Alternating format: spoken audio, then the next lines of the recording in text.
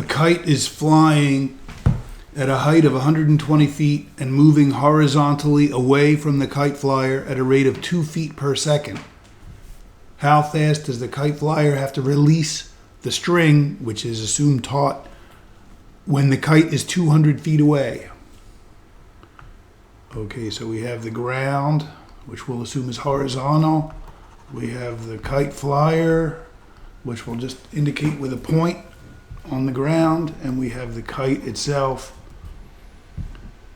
And the kite is connected to the flyer by a string, and that makes this nice right triangle. The height of the kite is 120 feet.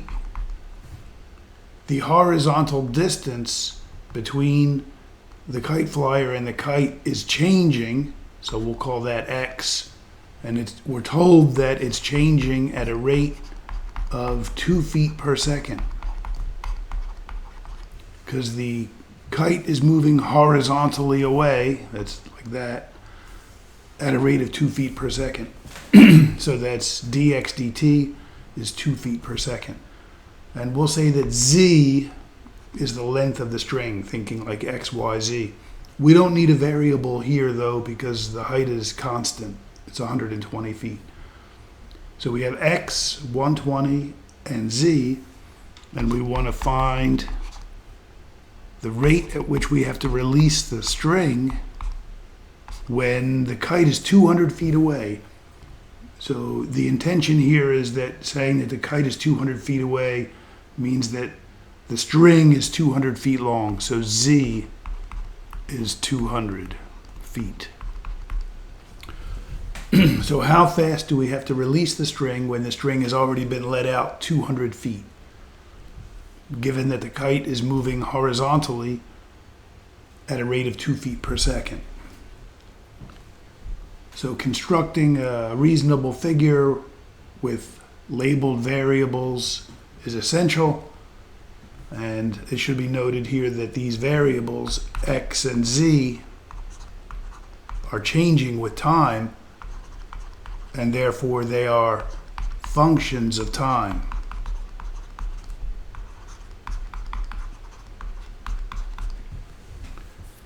Okay, so we are trying to figure out the rate at which one of the variables is changing when we're given the rate at which the other variable is changing. So in order to connect these rates, we need to connect the initial variables themselves. And this one, we're going to make the connection using the Pythagorean Theorem. X squared plus 120 squared is equal to z squared.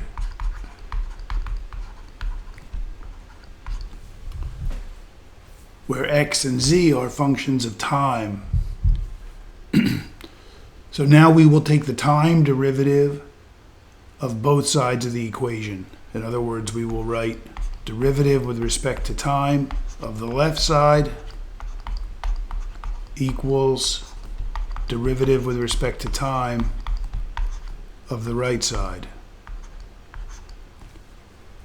The derivative of x squared with respect to time, where x is a function of t,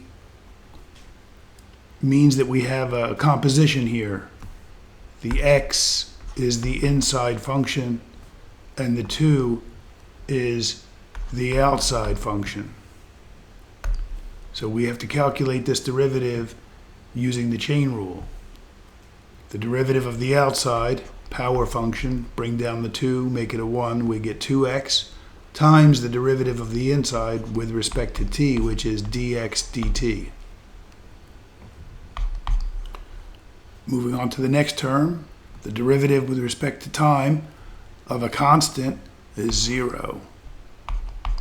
And on the right side, we have the derivative of z squared with respect to t, and that's handled exactly the same way as the derivative of x squared with respect to t. So we have 2z dz dt.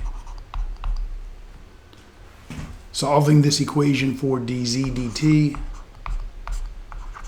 gives us dz dt is equal to 2x divided by 2z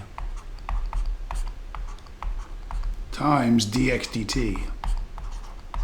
And we can cancel the 2's here. So it's x over z times dx dt. And we want to know dz dt when z is equal to 200. So dz dt at the moment when z is 200 feet is equal to x over 200 times dx dt, which was 2. So to finish this off, we need to know what x is. And if z is 200, going back to the original picture, if we plug in 200 for z,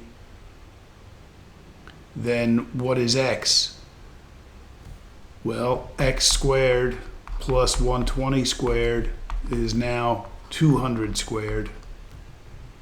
And that tells us that x squared is 200 squared minus 120 squared.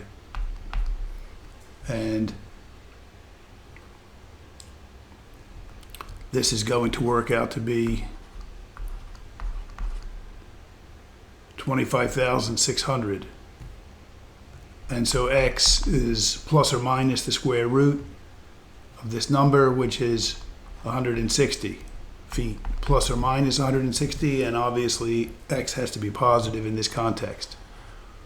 So x is 160 feet.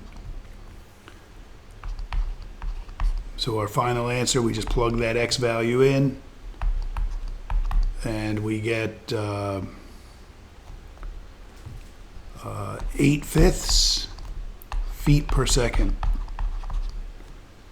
Let's double check the fraction here. The 2 cancels with the 200, leaving 100, so that's 160 divided by 100, which is 16 divided by 10.